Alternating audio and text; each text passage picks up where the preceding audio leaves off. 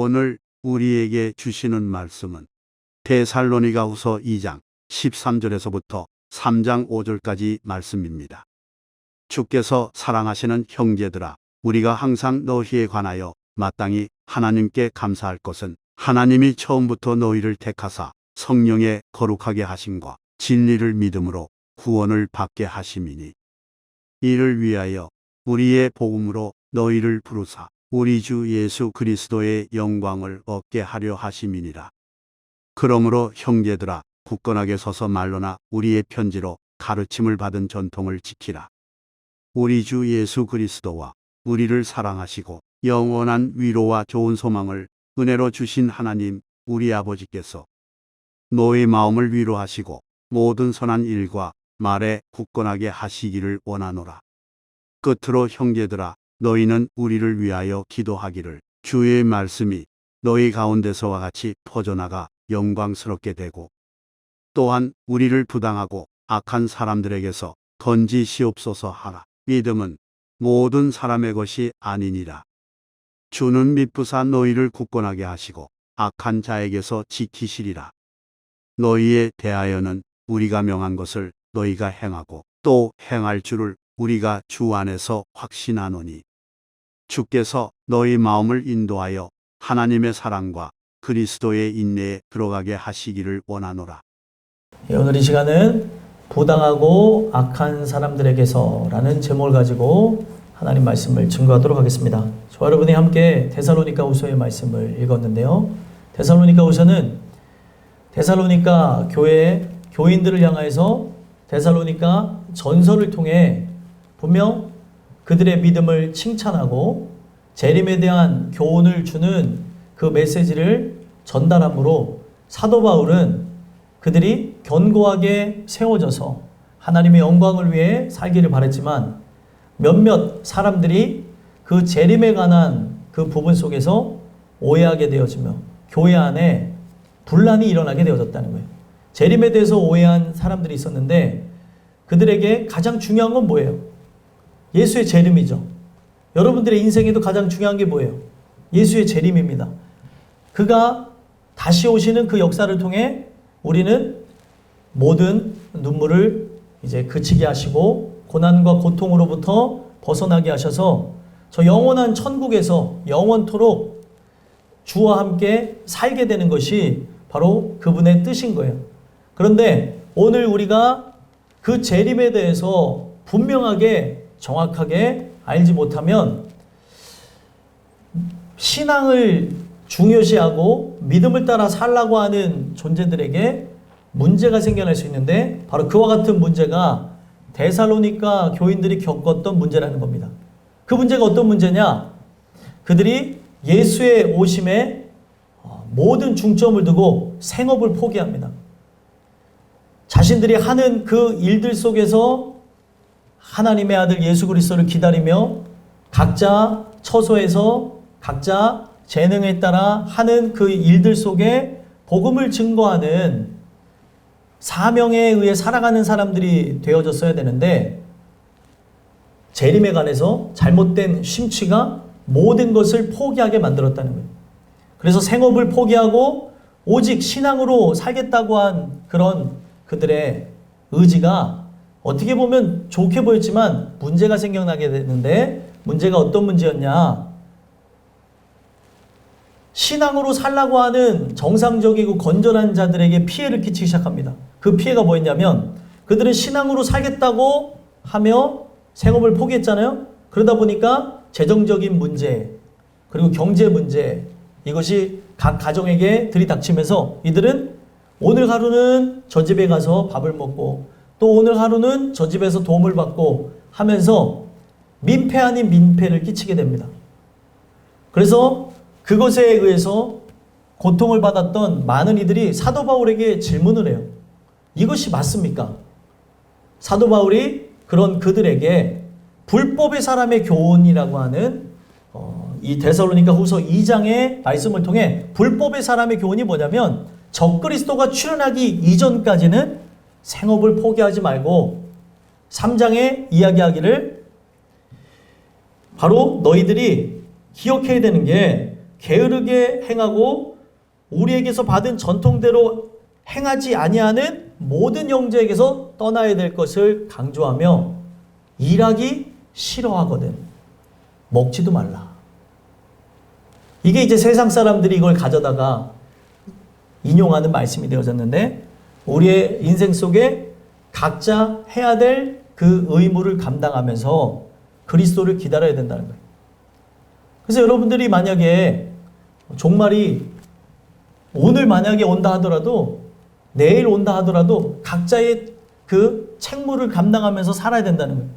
종말이 내일 온다 할지라도 사과나무 심어야 될 사람은 사과나무 심고 여러분들이 어떤 회사를 다니든 학교를 다니든 어느 곳에서든 분명 정해진 테두리 안에서 우리가 뭐 연차를 쓰면서 하는 건 상관이 없지만 그들이 분명 감당해야 될 그런 일들이 있는데 내가 나의 그냥 유익을 위해서 나의 기쁨을 위해서 그런 부분들을 그냥 귀찮아하면서 내가 뭐 다른 직업 가지면 되지 라고 하는 그런 생각을 갖고 나가게 된다면 거기에 큰 어려움을 주기도 한다는 거예요. 이게 기독교인이 갖는 생각이 아니라는 거죠.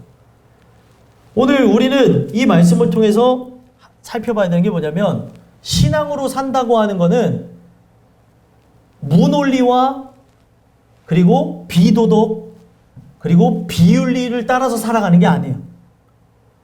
어느 것보다도 더 확실하고 정확한 천국의 소망을 둔 자로 많은 사람들에게 어떤 환경 속에서도 기독교인이라고 하는 존재가 바로 천국을 소망하는 존재들이 바로 저런 사람들이구나 라고 하는 모습이 드러나야 된다는 거예요.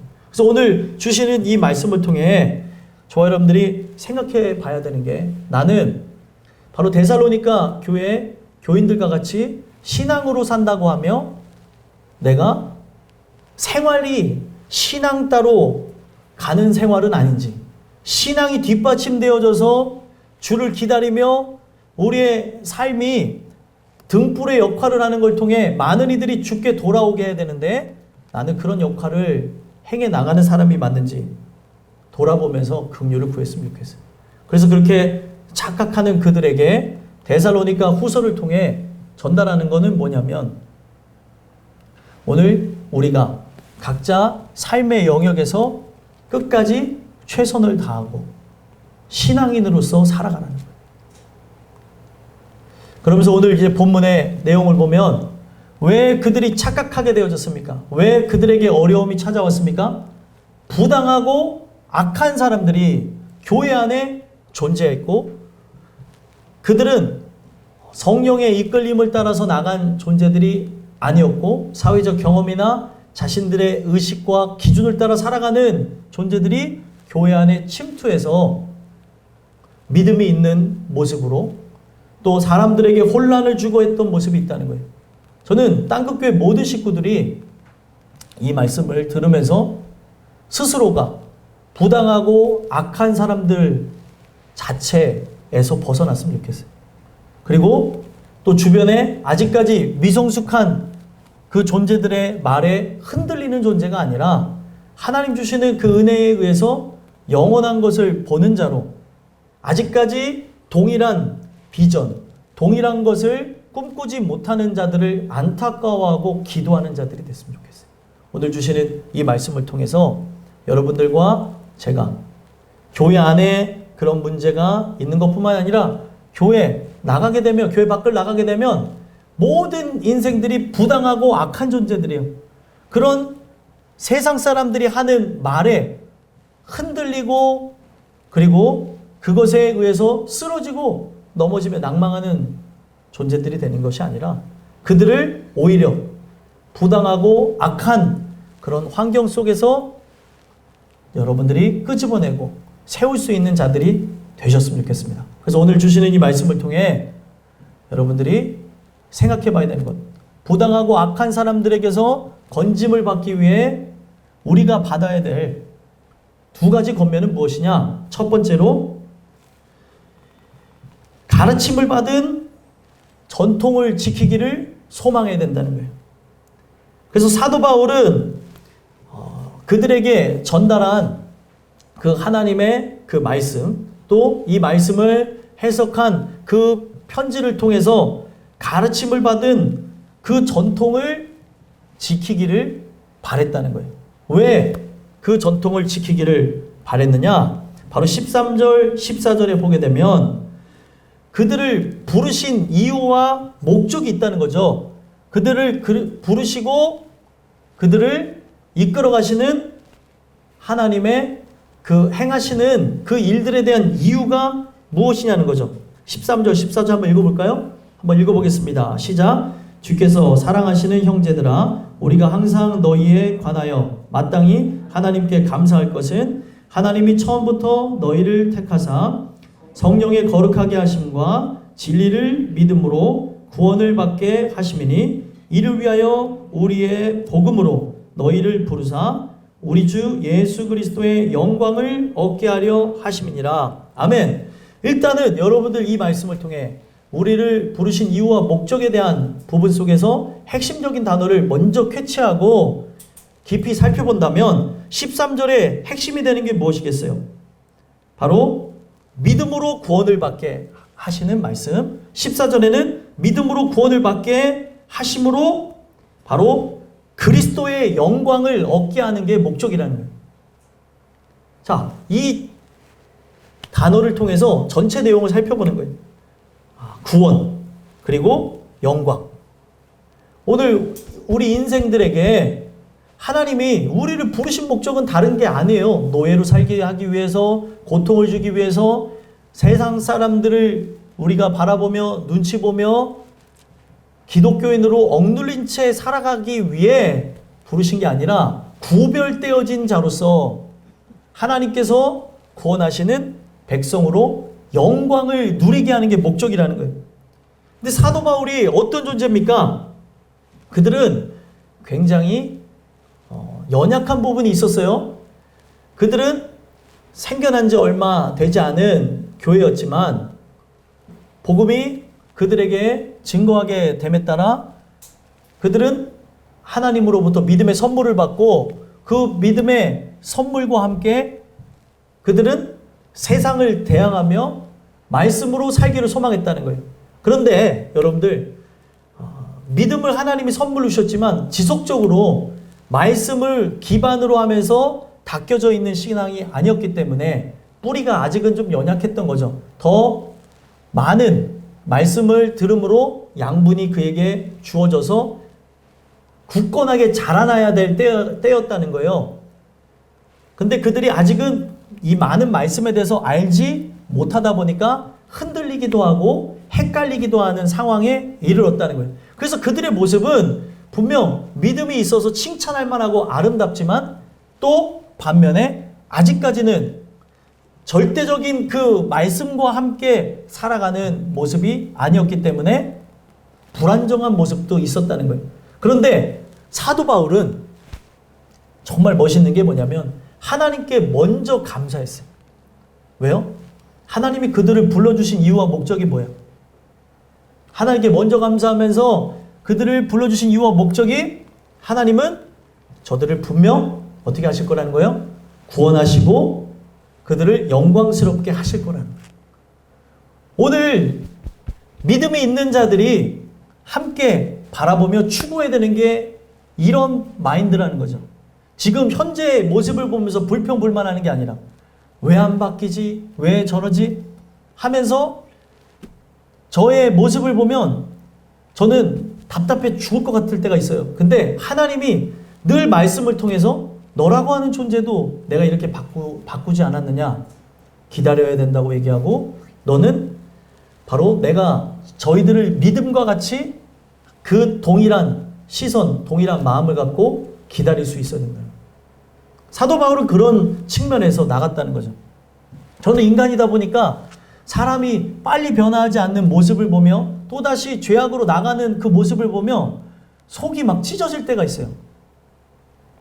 어제만 해도 은혜 속에 세워지는 듯하다가 오늘은 다른 모습, 또 오늘은 은혜 받는 것 같다가 내일은 완전 세상 사람처럼 나가는 성도들의 모습이나 또 저의 연약한 그런 모습을 볼 때 사실 이런 부분이 되게 심적으로 고통스러울 때가 많은데 사도 바울은 왜 그런 마음이 없었겠어요? 있었지만 하나님께 감사하며 그 하나님은 미쁘시기 때문에 그들을 바꾸실 걸 기대하면서 그들에게 권면했다는 거예요.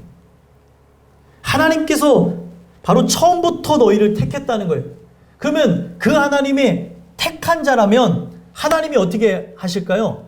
반드시 그의 뜻을 이루시겠죠. 그들을 구원하신다는 거예요. 하나님의 의지는 창세 이래 한 번도 꺾인 적이 없고 실패한 적이 없는 유일한 분이십니다. 그분이 바로 저들을 택했다는 거예요. 그분이 오늘 이 말씀을 통해서 부족하고 연약하지만 때로는 우리가 넘어지며 수렁에 빠지고 그리고 또다시 안타깝지만 개가 토한 거를 다시 먹는 것처럼 돼지가 그 더러운 오물에 눕는 것처럼 우리의 모습이 나간다 할지라도 하나님께서 우리를 변화시킬 걸 기대해야 된다는 거예요. 그게 바로 하나님의 택하심의 위대함이라는 거죠. 그가 택하셔서 성령의 거룩하게 하심, 그 성령의 역사하심을 통해서 오늘 나라고 하는 존재, 완전 나밖에 모르고 죄악투성이고 그리고 육체의 소욕을 따라 살아가는 존재인데 나로 하여금 바로 예수님이 갖고 있는 속성을 성령을 통해서 거룩하게 하시는 게 목적이래요. 나라고 하는 존재는 절대 거룩해질 수 없기 때문에 어떻게 하신대요? 성령의 거룩하게 그 하심을 이루기 위해서 바로 진리를 믿음으로 구원받게 하신다. 진리가 상징하는 게 뭐냐면 진리를 알지니 진리가 너희를 자유케 하리라. 진리를 쉽게 생각하면 진리가 뭐냐? 바로 예수님이에요. 그래서 이 진리라는 단어를 보면은 알레데이아라는 단어인데 알파라고 하는 단어, 첫째라고 하는 그런 단어, 처음, 시작이라는 단어가 알파가 상징하는 거예요. 그거랑 이 알파라는 단어와 하나의 그 알레데이아잖아요. 그 두 단어가 합성어가 되면서 그 다른 단어는 상징하고 있는 게 어떤 단어냐면은 그 란단어라는 단어와 알파가 합성이 된 건데 란단어는 무지하다, 아무것도 모른다 이런 뜻이에요. 근데 그것이 알파라고 하는 단어가 이제 합성이 되면서 부정적인 무지하고 아무것도 모르는 존재가 알게 되는 거죠. 뭐를 아는 거예요? 예수님이 우리의 머리가 되시고 예수님이 우리 인생의 시작이시고 전부인 걸 아는 거예요. 이게 진리입니다. 오늘 예수가 전부라는 걸 알게 되는 거예요. 그것을 믿음으로 예수님이 나의 전부이십니다. 예수님이 나의 유일한 구주십니다. 그것을 우리 연약한 인생에게 믿게 하여 주심으로 구원받게 하는 게 목적이라는 거예요. 그래서 오늘 이런 것을 알게 하는 게 뭐냐? 14절에 복음입니다. 나라고 하는 존재는 죄악을 따라서 멸망으로 나갈 존재지만 이 복음을 통해서 어떻게 되어져요? 내가 바로 거룩하게 되어지는 장소, 그리고 그 진리를 알게 되는 장소인 십자가 밑으로 나가서 거기서 새롭게 되어져서 영광을 얻게 하는 게 목적이라는 거예요. 오늘 우리 인생이 제가 늘 말씀을 드리죠. 하나님이 택한 자는 말씀을 들으면서 시공간을 초월해서 2000년 전 십자가 사건을 실제로 내가 경험하게 되면서 죄인인 내가 그 십자가 아래에 나아가 새롭게 되어진다는 거예요. 그래서 새롭게 되어져서 예수님의 십자가의 그 죽음과 함께 나의 모든 죄는 십자가에 올려지게 되고 그가 십자가에서 달려 죽으실 때 우리의 인생의 모든 죄를 담당하시고 죽으심으로 나의 죄를 도말하시고 그가 영광스럽게 부활하실 때 하나님의 뜻을 수행하시고 죽으셨잖아요. 죄 없으신 분이. 그래서 하나님이 그를 영광스러운 몸체로 부활하게 하실 때 예수를 믿는 존재가 또한 영광스럽게 변화가 되는 거예요. 그래서 십자가 밑에 나간 존재는 어떻게 변화가 되는 거예요? 세상의 뜻을 따라서 나가는 게 아니라 그 십자가 밑에서 이제는 자신의 뜻이 아닌 자신의 어떻게 보면 잘 먹고 잘 살기 위한 그런 목적이 아닌 오직 하나님의 영광을 위해서 살아가게 되는 존재가 되게 한다는 거예요.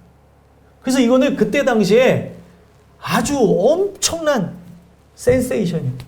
아주 특이한 현상이었고 오늘날도 구원받은 자의 진짜 모습은 먹든지 마시든지 무엇을 하든지 하나님의 영광을 위해서 살아가는 그 목적이 바뀌어진 자의 모습이 나타나게 된다는 거예요. 이게 바로 그리스도의 영광을 입은 것이라는 거예요.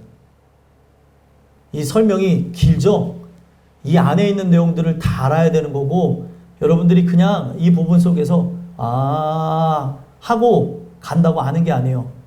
목사라고 해서 전도사라고 해서 아는 게 아니고 진짜 은혜를 통해서 깨우치지 않게 되면 은혜를 통해서 이 부분을 알게 되지 않으면 그냥 지식적으로 아는 거 여러분들이 외운 것을 통해서 구원을 받는 게 아니에요.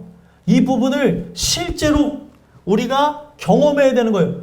살아가는 이유와 목적이 뭐냐는 거예요. 여러분들 돈을 벌기 위해서 사는 게 아니에요. 돈은 수단인데 돈을 벌기 위해서 살아가는 존재들이 되어져 가고 있고 내가 살아가는 목적이 하나님의 영광을 위해 살아가는 건데 도대체 하나님의 영광이 뭔지 모른 채 살아가고 있더라는 거예요. 그래서 오늘 우리로 하여금 정말 그렇게 지금 현재적 비춰진 모습은 그런 모습이 전혀 없지만 하나님께서 이렇게 복음으로 복된 소식으로 바로 나에게 이제 새롭게 하심으로 하나님의 영광으로 살아갈 수 있는 그리스도의 영광을 얻게 하시기 위해서 하나님이 이루실 것을 믿는다. 나는 먼저 감사하고 너희들에게 권면하니 바로 오늘 첫 번째 그 말씀의 제목 그대로 내가 너희들에게 전달한 이 모든 말과 가르침을 받은 전통을 지켰으면 좋겠다. 그 얘기를 하게 되는 거예요. 오늘 여러분들이 진짜 은혜를 통해서 진리를 믿음으로 구원을 받고 그리스도의 영광을 얻기를 바라신다면 전통을 지키게 되기를 간절히 소망합니다. 15절 먼저 읽어볼까요? 읽어보겠습니다. 시작. 그러므로 형제들아 굳건하게 서서 말로나 우리의 편지로 가르침을 받은 전통을 지키라. 아멘. 여기에 굳건하게 서서라고 얘기하죠. 아무에게나 얘기하는 게 아니라 형제들에게 얘기하는 거예요. 형제들에게 굳건하게 선다는 게 뭐냐면 시간이 정지되어져 있는 상태. 시간이 정지된다고 하면 사람이 어떻게 될 것 같아요? 시간은 정지되는데 여러분들의 삶은 진행되어지고 있어요. 그러면 사람이 늙습니까? 안 늙습니까? 안 늙죠? 천국이라고 하는 그 개념이 어떤 거냐면 시간이 존재하지 않는 무의 시간으로 들어가는 거예요. 그렇기 때문에 사람이 죽을 일도 없고 변화할 일도 없는 거예요. 사람은 이 안에 부패한 본성이 있기 때문에 시간 순서에 따라 더 썩게 되는 거죠. 근데 이 부분이 제거된 상태에 무의 경지, 영원의 경지에 들어가게 되니까 절대로 변함이 없는 거거든요. 그래서 굳건하게 서서라고 하는 이 말은 바로 어떤 뜻을 갖고 쓴 거냐면 정지하다라는 단어를 쓴 거예요. 스테고라고 하는 이 헬라어의 뜻을 따라서 정지되어져 있는 거예요. 어디에 정지되어져 있는 거냐? 바로 하나님 나라에 들어가 있는 상태를 얘기하는 거예요. 너희들이 하나님의 나라에 들어가 있는 상태로서 바로 이 말씀과 이 말씀을 풀이한 이 편지의 가르침을 적은 이 전통을 굳건히 붙잡아라. 그래야지만 오늘 우리를 통해서 그 영광을 얻게 하시고자 나로 하여금 영광 얻게 하시고자 부르신 하나님의 목적이 여러분들에게 아름답게 진행되어진다는 거예요. 그렇다면 오늘 우리가 전통을 지킨다고 하는 거 그게 무슨 말일까요? 우리 교회 전통이 있어요? 우리 교회 전통은 뭐죠? 이제 10년 좀 넘어가는 교회의 전통은 뭘까요? 그런 얘기가 아니에요. 전달되어진 하나님의 말씀, 율법을 얘기하는 겁니다. 이 원어의 의미를 보게 되면 전통은 그들에게 전달되어진 율법을 상징하는 거예요. 그 율법이라고 하는 게 히브리어로 보면은 토라라고 그러겠죠. 토라. 모세 오경을 토라라고 얘기해요. 율법. 근데 그 율법이라고 하는 단어가 야라라는 단어를 썼어요. 모세 오경이라는 단어가 야라라는 단어를 썼다는 거예요. 야라가 상징하고 있는 게 뭐냐면 어떤 특정 장소를 가리킨다는 거예요. 특정 장소에 우리가 나아가야 되는 걸 얘기하는 거죠. 이 율법의 말씀을 통해, 모든 이 성경의 말씀을 통해 가리키는 한 장소, 한 분에게 나가야 된다는 거예요. 그분이 누구예요? 예수님이신 거예요. 그 예수님이 우리를 위해서 죽으시고 우리를 위해서 완전한 하나님의 뜻을 이루신 장소인 십자가 밑으로 나아가는 거예요. 그래서 여기서 지키라라는 그 말은 다른 게 아니라 내가 지켜야지 라고 하는 의지적 결단이 아니라 오늘 하나님의 역사하심을 통해 전달되어진 바로 하나님의 그 말씀, 그 전달되어진 이 부분을 풀이한 이 편지의 그 내용을 토대로 해서 오늘 우리가 하나님의 아들 예수가 죽으신 그 장소, 하나님의 사랑이 실현되어진 장소에 나가기를 원하신다는 거예요. 그래서 여기서 지킨다라고 하는 그 말은 나의 결단과 의지를 상징하는 것이 아니라 굳게 붙잡다라는 말에서 왔어요. 굳게 붙잡다. 뭐를 굳게 붙잡는 거예요? 우리가 찬양 중에 어떤 찬양이 있어요? 험한 십자가 붙들겠네. 가사 중에 이런 찬양이 있는 찬양이 있죠. 험한 십자가 붙들겠네. 험한 십자가를 붙든다고 하는 의미가 바로 무의 영역에, 영혼의 영역에, 바로 천국이라고 하는 곳에 들어가 있는 상태로 세상에 어떤 위협과 핍박이 와도 무의 영역이 왔기 때문에 변화가 없는 거예요. 시간이 존재하지 않기 때문에 사람이 시간 순서에 따라 늙기도 하고 병들기도 하고 죽기도 하는데 그런 것이 없는 상태를 얘기하고 있다는 거예요. 판타지 소설 같죠? 판타지 소설이 아니라 성경에서 말하는 이 의미가 바로 그런 의미고, 이런 것을 토대로 해서 많은 작가들이 영감을 받아서 뭐 드라마나 영화를 제작하는 그런 부분들을 보게 된다는 거예요. 오늘 우리는 그래서 붙들고 있는 게 무엇인가? 이거는 내가 붙드는 게 아니에요. 불가항력의 은혜. 나로 하여금 죄인됨을 깨닫게 하시고 하나님의 역사하시는 그 빛의 역사를 통해 십자가를 붙들 수밖에 없게 하는 불가항력의 은혜를 경험케 하신다는 거예요. 되게 중요한 거예요. 다 아는 것 같죠? 제가 이따 끝나고 만약에 물어보면 사역자도 대답을 못할 수도 있어요. 이런 부분에 대해서 우리가 명확하게 알지 못하기 때문에 신천지 그런 진짜 수준 낮은 존재들에게 넘어가는 거예요. 수준이 진짜 낮아요. 여러분들에게는 대화를 같이 해보라고 제가 권면하진 않겠어요. 왜냐하면 영적인 그런 부분이기 때문에 내가 자신감으로 대한다고 하는 걸 통해서 되는 게 아니거든요. 제가 그들하고 직접 대화를 해봤는데 수준이 너무 낮다는 거예요. 인간을 섬기는 그들이 그들에게 무슨 소망이 있겠습니까? 오늘 불가항력의 은혜, 나의 모든 지, 정, 의가 하나님의 말씀에 굴복되어져서 이 십자가를 의지할 수밖에 없게끔 만드시는 그 은혜를 통해서 오늘 우리가 어떻게 되는 거예요? 믿음으로 구원을 받고 그리스도의 영광을 얻게 하신다는 거예요.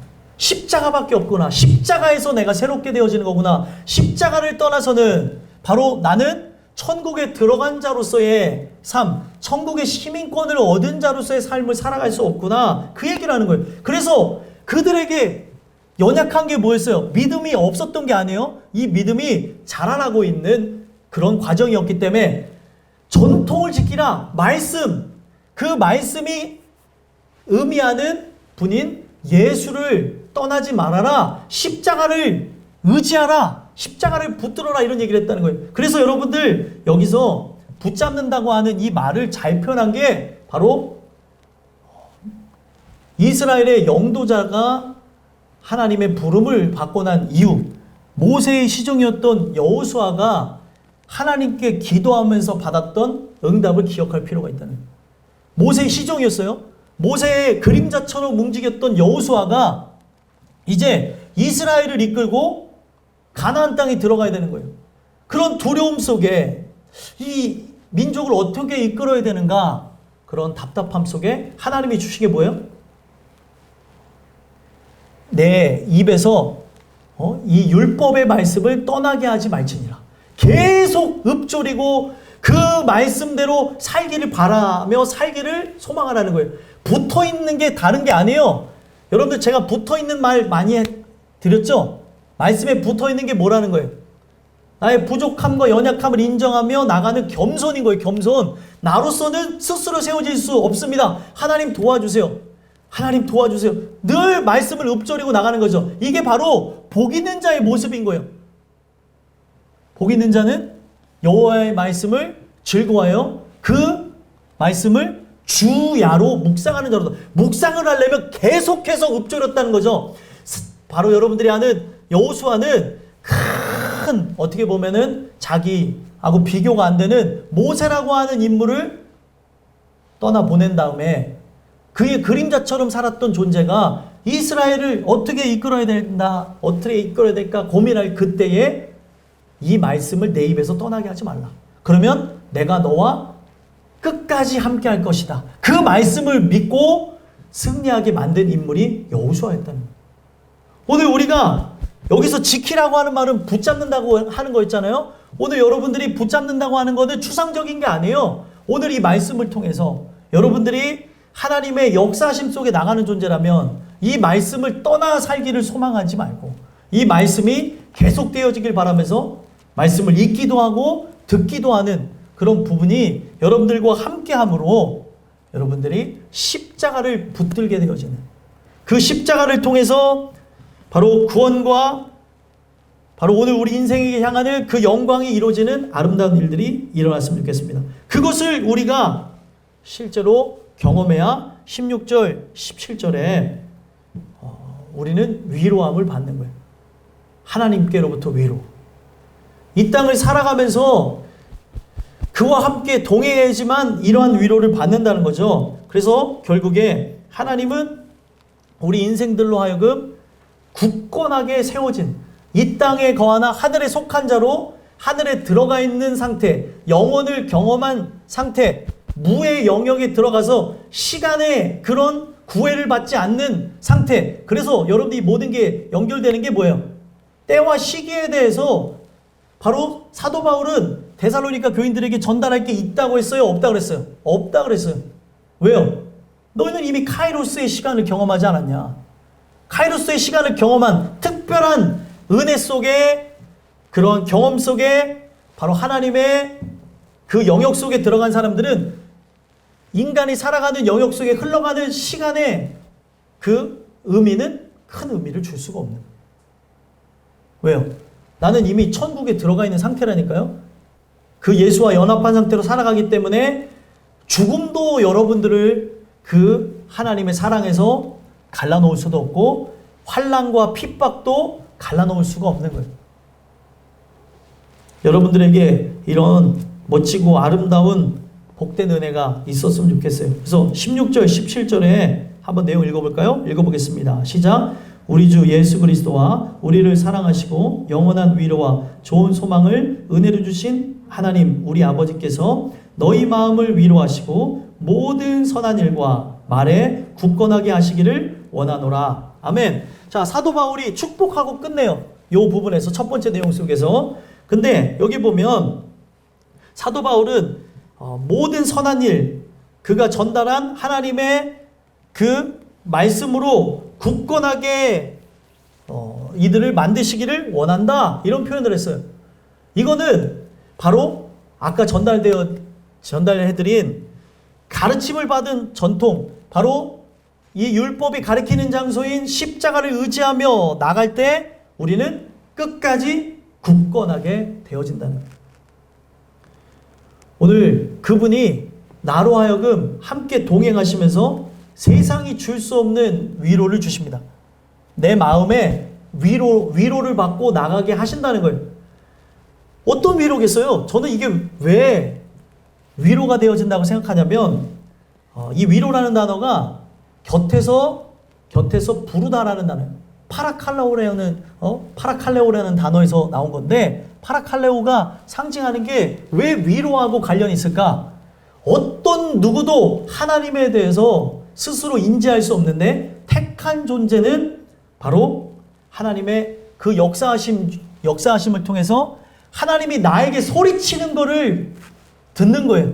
지금 이 설교를 통해서 나의 영혼을 깨우는 걸 듣는 거예요.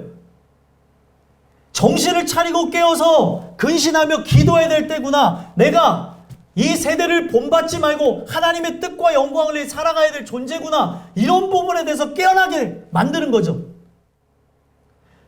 제가 전달되어진 그 말은 제가 하나님 말씀을 대언하면서 사람의 말을 전달하는 게 아니에요. 하나님의 말씀을 여러분들에게 대언하는 거거든요. 근데 이것이 누군가에게는 사람의 말로 치부되어지고 여기에 어떤 부분 속에서 판단하는 그런 부분들이 나타날 수가 있는데, 그런 걸 초월해서 이 카이로스의 시간이 임한 자들은 이 말씀을 통해서 제가 하나님의 그 마음과 함께 연합하면서 얻게 되어진 그 영혼들을 향한 마음, 애타는 마음, 하나님이 저를 통해서 여러분들에게 이 스피커로 전달하고자 하는 하나님의 진정한 소리침이 들려지게 된다는 거예요. 아, 내가 이 소리가 들리는 게 하나님의 사람이구나. 하나님이 나를 사랑하시는 거구나. 아, 나로 하여금 이탈했던 길에서 다시 돌아와서 영광으로 살아가게 하시기 위함이구나. 옆에 사람은 그게 이해가 안 될 수 있어요. 그래서 여러분들 개인적으로 그냥 서러움 말고요, 은혜를 받으면서 눈물이 날 때가 있어요. 특별한 감사가 올 때가 있습니다. 근데 이게 어떤 이에게는 이 로고스의 말씀이 레마로 들려지면서 카이로스의 시간을 경험하니까 눈물을 흘리는 그런 경험을 하게 되는데, 어떤 이에게는 저 사람 왜 울지? 뭐에 감동을 받았지? 이해가 안 가네? 이 이성이 막 살아갖고 바닥바닥 뛰는 경우들을 보게 된다는 거예요. 오늘 우리는 이 말씀을 들을 때 나의 모든 이성이 잠재워진 상태에서 하나님의 그 말씀이 나에게 의도하는 그것이 무엇인지 알게 되는 것, 나에게 소리치는 걸 들어야 되거든요. 이것을 듣게 되니까 오늘 이 말씀이 들리네, 오늘 이 말씀이 나에게 힘이 되네, 나로 하여금 돌아보게 하시네, 나를 찔리게 하네. 이게 바로 그들에게는 위로였다는 거예요. 어떤 것도 기대할 수 없는 상태. 예수가 이제 부활 승천하시고 30년이 지날 그쯤에 예수를 믿다가 막 죽어가는 사람들이 나오는 그때에, 예수님은 언제 오시나 하고 막 떠나는 사람들이 있을 때, 혼란을 겪고 있을 그때, 하나님의 사자로 보낸 사도 바울이 전한 바로 이 데살로니가 후서의 편지를 듣고 하나님의 호통이 들려진 그들은 위로함을 받았다는 거예요. 아, 그가 내 곁에 계시는구나. 다른 데 계시는 게 아니고 내 곁에서 소리를 치고 계시는 거구나. 그거를 깨달았다는 거죠. 오늘 여러분들이 주시는 말씀을 통해 이 모든 것을 느끼게 되는 것은 다른 게 아니에요. 그 하나님의 그 인도하심을 따라 오늘 우리에게 전달되어진 이 하나님의 말씀, 이 전통을 지키기를 소망하실 때 여러분들에게 이런 아름다운 역사가 일어난다는 거예요. 이런 은혜가 여러분들 모두에게 나타나기를 간절히 소망합니다. 마지막 두 번째로, 우리가 부당하고 악한 사람들에게서 건짐을 받기 위해 필요한 게 무엇이냐? 중보기도 하기를 소망해야 된다는 거예요. 중보기도를 하기를 소망해야 돼요. 나의 영혼을 위해서도 중보하면서 나가야겠지만 아직 은혜 안으로 들어오지 못한 자, 그리고 은혜 안에 함께 한다고 하나 연약한 자들, 쓰러지기 쉬운 존재들을 위해서 여러분들이 함께 기도하며 나가야 된다는 거예요. 그래서 3장 1절과 2절 한번 읽어볼까요? 읽어보겠습니다. 시작. 끝으로 형제들아, 너희는 우리를 위하여 기도하기를, 주의 말씀이 너희 가운데서와 같이 퍼져나가 영광스럽게 되고 또한 우리를 부당하고 악한 사람들에게서 건지시옵소서 하라. 믿음은 모든 사람의 것이 아니니라. 아멘. 왜 기도를 해야 돼요? 오늘날 부당하고 악한 사람들이 우리로 하여금 어떻게 해요? 수렁에 빠지게 하고 그리고 세상을 바라보게 하고 근심하게 하고 걱정에 들어가게 만든다는 거예요. 이 일이 어디서 일어나요? 세상 밖에서 일어나는 것이 아니라 교회 안에서 사람들 간의 교제 속에서 나타납니다. 땅끝교회는 이 말씀을 표방하면서 나가는 교회로, 이 말씀 중심으로 나가는 교회로서 그런 일이 없을 거라고 생각하지만 아니에요. 그런 부분에 대해서 우리는 공격을 받고 있고, 뭐 옛날 얘기하는 거 별로 중요하지도 않고 좋은 것도 아니지만, 옛날 같은 경우에 성남동 교회에 있을 때 제가 설교하기 이전에 제 설교가 이상하다고 하면서 이야기하는 회중이 그 안에도 존재했었다는 거예요. 설교하기 전에 사람들에게 목사님 설교 이상하지 않아? 그 설교의 내용이 맞아? 여러분들, 저는 한 번도 그에게 나가라고 한 적이 없어요. 말씀이 바로 이 회에서 함께 할 수 있는 존재가 아니다 보니까 결국에 우리 모임에서 나가게 만드셨습니다. 이게 얼마나 무서운 거냐면, 저희 어머니한테까지 전화해가지고 제가 전달한 이 말씀에 대해서 잘못된 거 아니냐고 얘기를 했어요. 저는 여러분들에게 확신하는 게 뭐냐면, 제가 그런 일을 겪을 때 너무 감사했어요. 아, 바르게 가고 있구나. 저렇게 자기의에 충만하게 되어져서 온 사람들, 어디 기도원이나 이런 데서 뭐 이제 전달받은 게 있어요. 개척교회를 살려야겠다고 하는 그런 생각을 갖고 오신 분이 있었는데, 개척교회를 살리겠다고 하면은 죽어져야죠. 미랄이 돼야 되는데 머리가 되려고 하더라고요.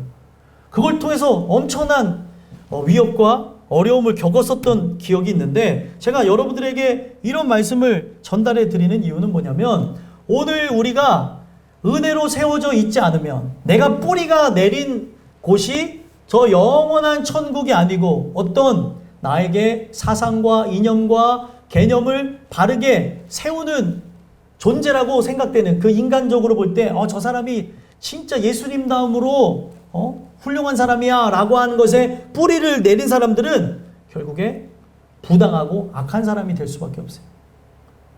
사람은 절대 믿음의 대상이 될 수 없습니다. 여러분들이 바라봐야 되는 분은 예수님밖에 없는 거예요. 오늘 우리가 이 말씀을 통해서 살펴봐야 되는 게, 부당하다는 게 다른 게 아니에요. 뿌리를 내리지 못한, 굳건하게 있지 못하는 존재를 원어는 부당하다고 얘기해요. 이게 바로 악한 겁니다. 악한 게 다른 게 아니라, 우리가 뿌리 내려야 될, 우리가 옮겨야 될 장소인 천국에 소망이 없는 게 성경은 부당하다고 얘기하는 거예요. 그리고 악하다고 하는 거에 대한 표현을 여기서 어떤 표현으로 사실 얘기하고 있냐면, 병들어 있는 존재들. 그러니까 주의 말씀에 확실한 뜻에 세워져 있지 않고 병들어 있는 존재들, 다른 것에 뿌리를 내려서 다른 것에 양분을 받는 병들어 있는 그 사람들이 존재하기 때문에, 그런 사람들이 교회 안에도 존재할 수 있고 내가 되어질 수도 있고, 그리고 또 교회 바깥에 수많은 사람들이 세상에 뿌리를 내리고 양분을 빨아들이면서 자라나고 있죠. 이게 문제가 되는 거예요. 어떤 성도는 말씀보다도 불자의 말씀을 더 많이 보는 사람도 있더라고요. 진짜로. 이거를 볼 때 막 위로를 받는데, 그럼 불교로 가야죠. 왜 있어요? 제가 얘기하고 싶은 건 뭐냐면, 여러분들은 세상적인 위로를 받기 위해 존재하는 존재들이 아니에요. 거기 보면 아주 지극히 인간이 좋아하는 언어들로만 쓰여져 있는 걸 봐요. 오늘 우리가 존재하는 이유는 나의 기쁨을 위해서 존재하는 게 아니라 하나님의 기쁨을 위해서 존재하는 존재들이라는 거예요. 그래서 오늘 여러분들 모든 사람들이 믿음으로 승리하면 좋겠지만, 믿음은 모든 사람의 것이 아니라는 거예요. 저는 기도하는 게, 우리 땅끝교회 식구들 얼만큼 우리가 성장하여서, 그리고 관계전도를 통해서 다음 세대까지 이어지고 그 다음 세대까지 이어질지는 저는 헤아릴 수 없지만, 이들을 위해서 기도할 때 땅끝교회에 속한 모든 이들이 구원받게 없어서 하나님 그런 역사 있게 해주세요 기도를 해요. 근데 성경은 우리에게 주는 게 믿음은 모든 사람의 것이 아니래요. 천국은 침노하는 자의 것이래요. 천국은 그 나라에 들어가고자 하는 마음, 그 욕구를, 그 거룩한 그 갈망을 하나님께로부터 받은 자의 것이 바로 천국에 들어갈 만한 사람이라는 거예요. 아무나 천국 가는 게 아니에요. 여러분들 누구나 갈 수 있지만 아무나는 아닙니다. 오늘 우리가 그 하나님의 택정하심 속에서 나가는 사람들인 경우에만 가능한 거죠. 그래서 오늘 우리는 그 말씀과 함께 나가야 되는데 말씀과 함께 나가지 못하고 그 전통을 지키면서 바로 그 율법의 말씀이 가리키는 장소인 십자가를 붙들고 나가야 되는데 나도 연약할 때가 있고 주변인들이 연약함으로 쓰러질 때가 있기 때문에 영광스럽게 돼야 되는데 3장 1절에 나와져 있는 것처럼 영광스럽게 돼야 되는데 부당하고 악한 자들의 그런 미혹과 그리고 사람을 허리고 그리고 구렁에 빠뜨리는 일들이 있기 때문에 우리가 뭘 해야 된다는 거예요? 중보기도를 해야 돼요. 누구를 위해서요? 여러분들의 영혼을 첫 번째로. 그리고 여러분들의 영혼뿐만 아니라 나에게 하나님이 동일한 그 은혜를 나에게 주신 그 은혜를 동일하게 바로 내 사랑하는 이들에게 주기를 바라면서 기도해야 된다는 거예요. 그럴 때 그들이 이탈하지 않게 되는 거죠.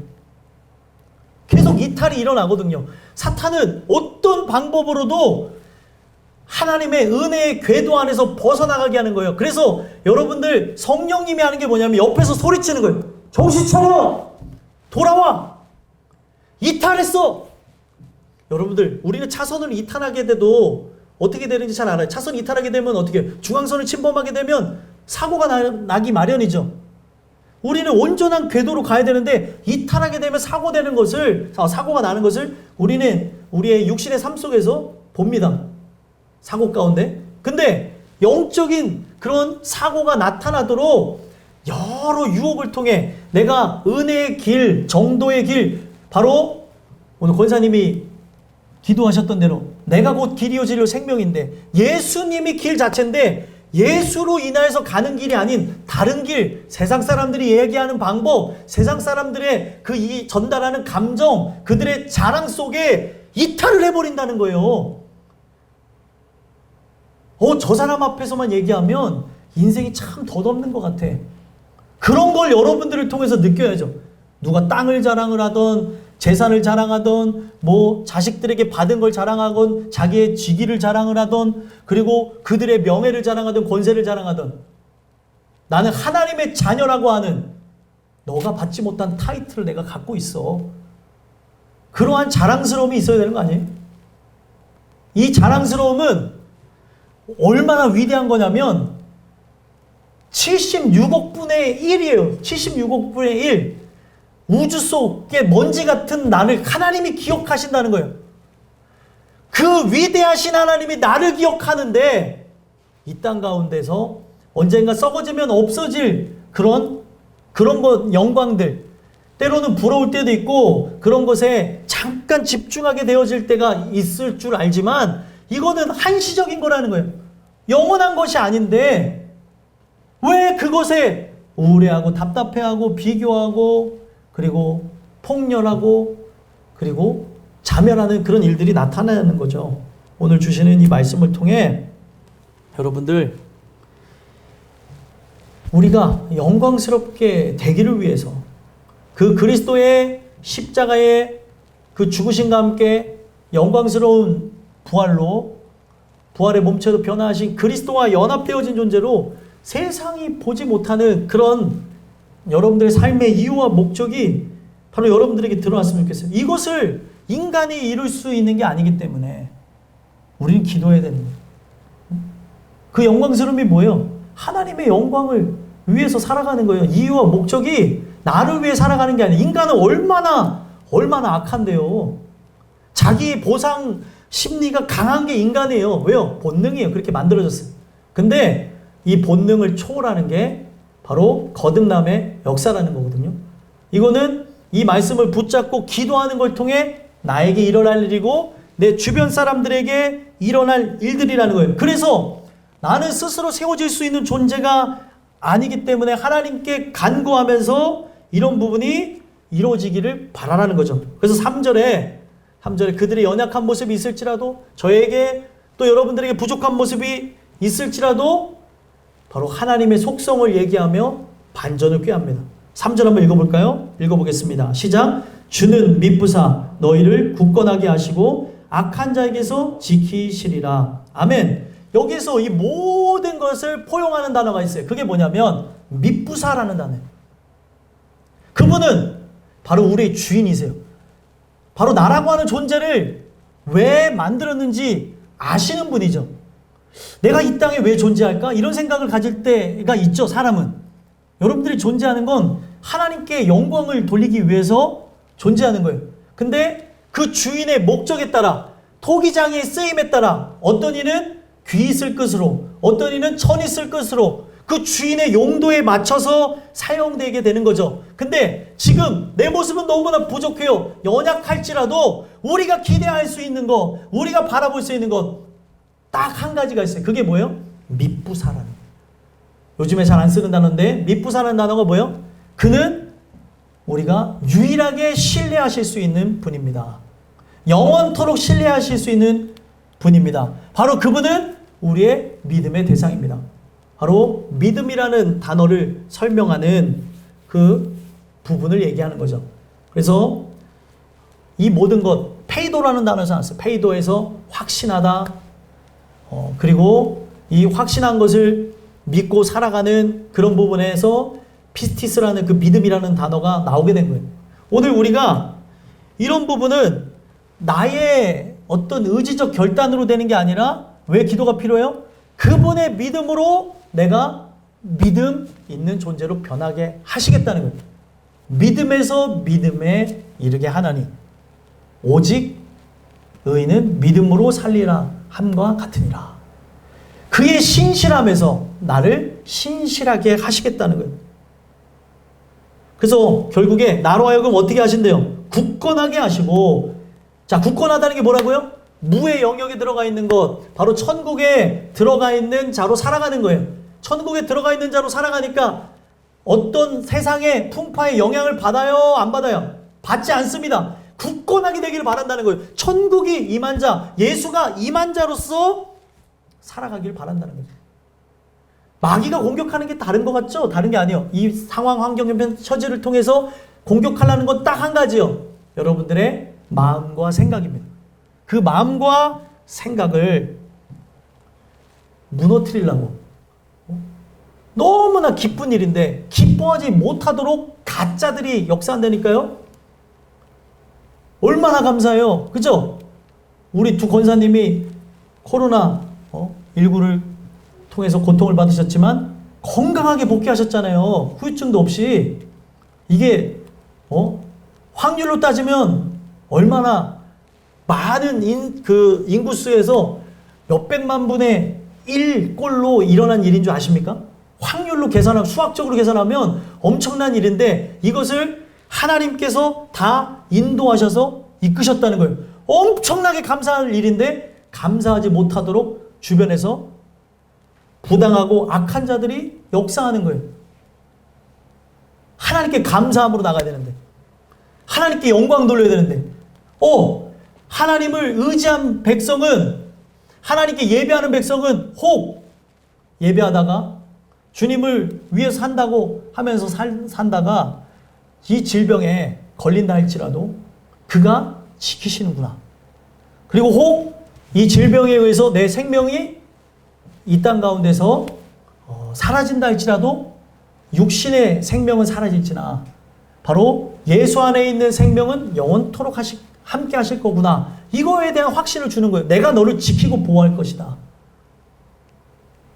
엄청나게 감사를 하며 나가야 될 부분들이라는 거죠. 근데 이런 부분을 마귀가 역사에서 막 뺏어가는 거예요. 막 근심, 걱정, 염려를 막 주는 거죠. 우리 권사님들 뿐만 아니라 우리 인생 속에서 감사하고 행복하며 나가야 될 것을 다르게 생각하도록 만들어버리는 거예요. 마귀는 그런 존재라는 거죠. 그래서 오늘 이 내용 속에서 살펴봐야 되는 게 그분이 미쁘셔서 나를 굳건하게 하실 거고 지금은 연약하고 부족하지만 악한 자에게서 지키실 것이다. 우리는 여기에 소망을 두고 나가야 돼요. 그래서 기도해야 되는 거예요. 하나님, 나는 지금 이렇게 열매로 드려야 되는데 이 열매가 발현되지 못하도록 가시덤불이 그리고 강한 햇볕이 또 세상의 많은 환난과 유혹과 핍박이 나를 고통을 줍니다. 주여, 제가 할 수 있는 건 기도밖에 없사오니 기도하오니 당신은 미쁘시지 않습니까? 당신의 그 신실함으로 바로 연약한 나를 신실하게 하옵소서. 그렇게 기도하며 나가는 거라는 거죠. 그러면 어떻게 되는 거예요? 그가 이루실 거라는 거예요. 분명 이러한 염려가 없었던 게 아닌데 사도 바울은 이런 모든 염려를 하나님 앞에 맡겨두고 중보기도하며 나가는 거죠. 그랬더니 이런 염려가 있었지만 감사함으로 먼저 올려드리고 그들에게 바로 전통을 지키기를 소망하는 겉면의 말을 주고 결론은 어떻게 맺습니까? 아주 아름답게 맺어요. 4절 5절 읽어보겠습니다. 읽겠습니다. 시작. 너희에 대하여는 우리가 명한 것을 너희가 행하고 또 행할 줄을 우리가 주 안에서 확신하노니 주께서 너희 마음을 인도하여 하나님의 사랑과 그리스도의 인내에 들어가게 하시기를 원하노라. 아멘. 자, 여기 보게 되면 자, 사도 바울을 통해서 전달되어진 하나님의 명령이 있어요. 그것을 그들이 행하고 또 행할 줄을 어디서 확신한대요? 인간의 그런 가능성을 통해서 확신할 수 없지만 주 안에서 확신한대요. 주님 안에서 주님이 이끄시는 그 은혜의 테두리 안에서는 내가 확신하니 하나님이 바로 미쁘시기 때문에 오늘 우리의 모습 속에서는 전혀 그런 모습을 찾아볼 수 없지만 언제 성장하여서 언제 누구를 끌어주지 이런 생각을 인간이 때론 나 스스로에게 누군가에게 가질 때가 있지만 그 하나님이 올해 여러분들을 역사하셔서 세우시겠다는 거예요. 그런 은혜가 여러분들에게 믿어졌으면 좋겠어요. 그래서 우리로 하여금 어떻게 한대요? 5절에 우리의 마음을 인도하여 우리의 마음이 이 세상에 그냥 세상 가운데 덩그러니 놓여져 있으면 지켜지지 않아요. 계속 공격을 받는데 이 마음을 이끌어 들어갔고 어디로 들여보낸대요? 하나님 사랑과 그리스도의 인내에 들어가게 하시기를 원한다. 자, 이게 뭐예요? 바꿔서 얘기하면 굳건하게 한다는 말하고 동일한 말이에요. 어디로 들어가는 거예요? 바로 예수님 안으로, 천국 안으로. 그 천국은 시간의 영향을 받지 않는 무의 영역, 영원이라고 하는 시간 안으로 들어가게 하시길 원한다. 그러면 여러분들이 지금 이 땅에 거하지만 하나님 나라가 임한 자, 천국에 들어가 있는 상태로서 구원받은 자로 살아가게 된다면 바로 그들은 이 사랑 안에, 이 사랑의 풍성함에 기인하여서 살아가는 거예요. 하나님의 놀라운 사랑. 이 모든 중심이 나에게 맞춰졌다고 생각하면 얼마나 감사해요. 모든 죽음의 위협 속에서도 고통 중에서도 하나님이 나를 이렇게 보호하시고 사랑하시고 이끌어 가시는구나. 내가 이 사랑을 다 몽땅 받았구나. 이 사랑에 내가 어떻게 보답해야 될까? 이런 고민을 하며 살아간다는 거예요. 그리고 살아가면서 이 사랑을 받은 존재지만 고통이 따라요, 안 따라요? 우리가 밟고 있는 땅은 바로 죄악이 가득한 세상이잖아요. 근데 우리는 그 사랑과 더불어서 뭐가 함께합니까? 그리스도의 인내가 함께한다. 그리스도의 인내는 뭐예요? 예수님은 죽기까지 복종하셨고 부끄러움을 개의치 아니하시고 끝까지 참으신 분이에요. 그 하나님의 아들 예수의 인내가 나로 함께 하심으로 버티고 견디고 이기게 하실 거라는 거예요. 오늘 주신 이 말씀이 바로 여러분들 안에 새겨져 가지고 여러분들 또한 사도 바울이 데살로니가 교인을 축복하면서 했던 이 말씀이 여러분들에게도 증거되어지면서 저 또한 이 말씀을 전한 자로서 여러분들의 바로 은혜 속에 주 안에서 세워지기를 확신하며 바로 여러분들이 하나님의 사랑과 그리스도의 인내에 들어가기를 간절히 원합니다. 기도하겠습니다.